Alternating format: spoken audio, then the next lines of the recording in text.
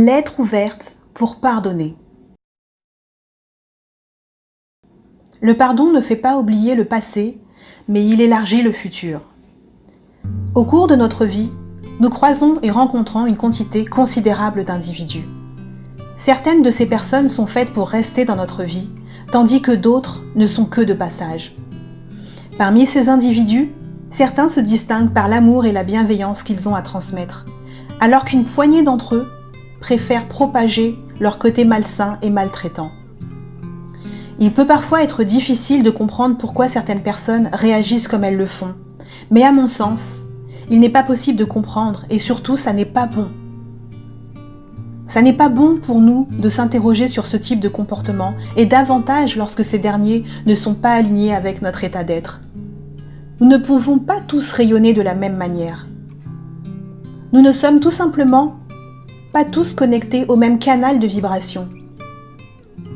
Je ne vais pas vous mentir, lorsque vous traversez des périodes difficiles, comme cela a été mon cas, vous remettez tout en question. Vous vous remettez en question. Et ces épreuves ont des conséquences, des répercussions sur tout votre être et sur les personnes qui vous aiment.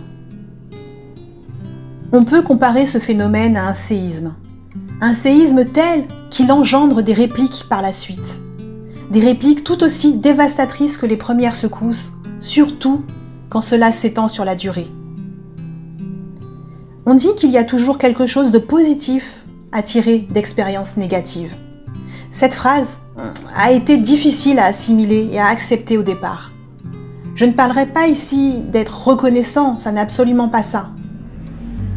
J'ai compris et découvert que je n'étais pas seule, non seulement parce que j'étais entourée, parce que j'étais soutenue dans mon processus de guérison et de transformation, mais aussi parce que j'ai découvert que je n'étais pas la seule victime.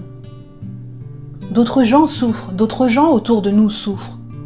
Bien plus tard, en ouvrant les yeux, j'ai compris que, plutôt que de chercher à avoir des réponses, des explications, je devais transcender tout ça pour pouvoir me sortir de cette situation douloureuse, pour pouvoir avancer. Parce que personne d'autre que moi ne pouvait le faire à ma place. Parce que personne d'autre que moi n'est moi. Je me disais que la seule façon de retrouver une belle lumière sur mon chemin était d'aller au-delà de tout cela, de surmonter la situation en me reconstruisant pièce par pièce, voire même en m'améliorant. Et cela passait aussi par le pardon. J'ai ressenti une immense bénédiction en choisissant de pardonner. Pardonner ne signifie pas accepter ou cautionner des faits. Non, absolument pas. Mais pardonner nous libère.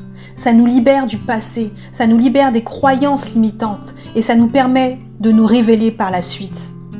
En pardonnant, on se libère de certaines énergies mentales et émotionnelles et on est ainsi en parfait alignement avec notre état d'être. On n'est plus, ou en tout cas beaucoup moins pollué par ces anciennes pensées parasites. On peut ainsi enclencher le processus consistant à se créer une vie meilleure. Car en s'empêchant de pardonner, une part de nous reste piégée dans le passé, dans la douleur, le ressentiment, la colère, la tristesse. Et cela nous limite et nous empêche d'avancer.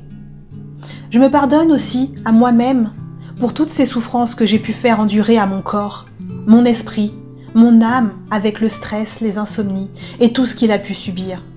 Je demande aussi pardon à toutes ces personnes que j'ai pu blesser d'une manière ou d'une autre, que j'ai pu ignorer aussi parce que je ne voulais pas les exposer à mes blessures.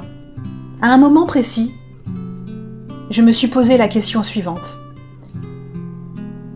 Et si ma situation, mon état actuel, durait encore quelques années, 2, 3, 5 ans, peut-être même plus? Dans quel état je serais? Comment je gérerais tout ça? Et quelles conséquences ça aurait sur mon moral? Ce que j'ai imaginé à cet instant était tellement inacceptable que je me suis promis de tout mettre en œuvre pour que les choses soient différentes. Je n'ai certes pas de pouvoir sur la situation, les événements, mais je peux continuer à agir au niveau de mon état, au niveau de moi-même. Et c'est ce que j'ai fait. J'adore ce proverbe qui dit « qu'après la tempête, le soleil finit toujours par revenir. C'est important d'avoir ces petits mantras, ces phrases qui nous font du bien et qui nous motivent. En vous écrivant tout ça, les souvenirs remontent. Ils remontent.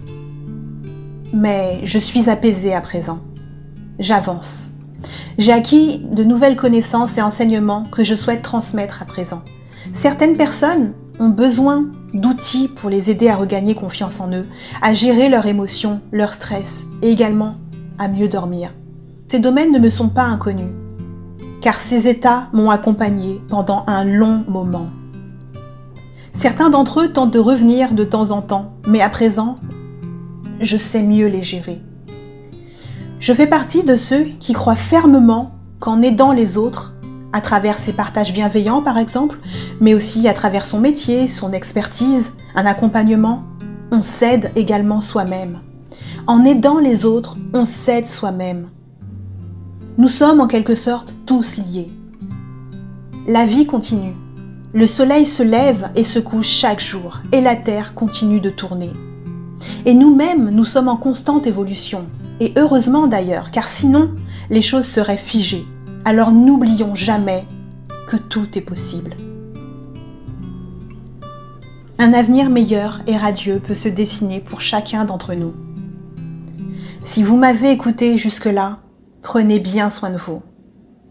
Belle journée à tous.